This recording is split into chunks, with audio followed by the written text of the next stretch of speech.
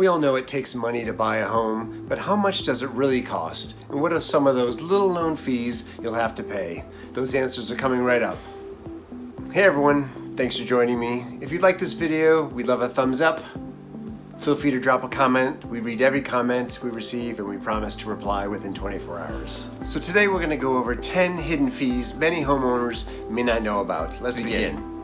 Number 1, the earnest deposit. This is the first deposit that goes with the offer you submit. It's usually $1,000 but can be any amount you like. This goes into what's called an escrow account.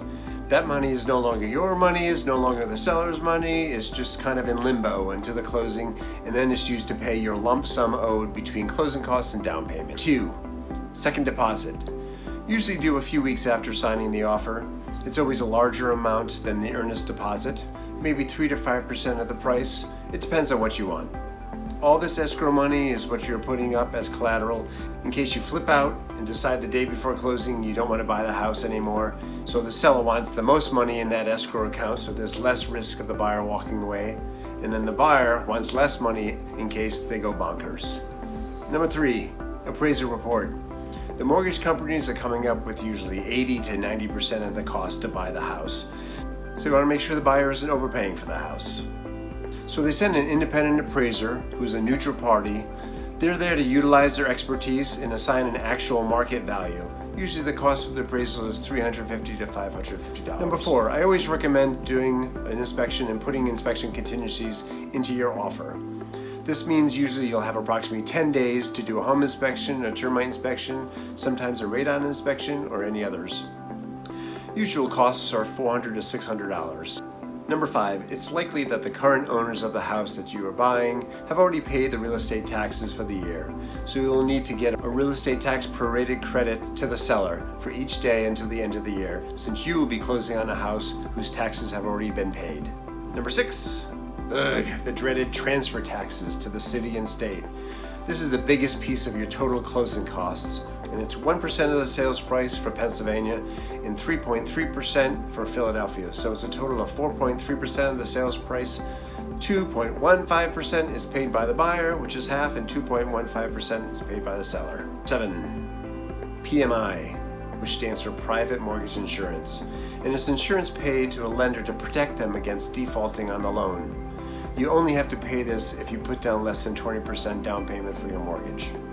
The cost is usually a little less than 1% of the loan amount divided by 12 and paid monthly until you have approximately 20% equity in the house, and then you can hopefully get rid of that PMI. Title insurance.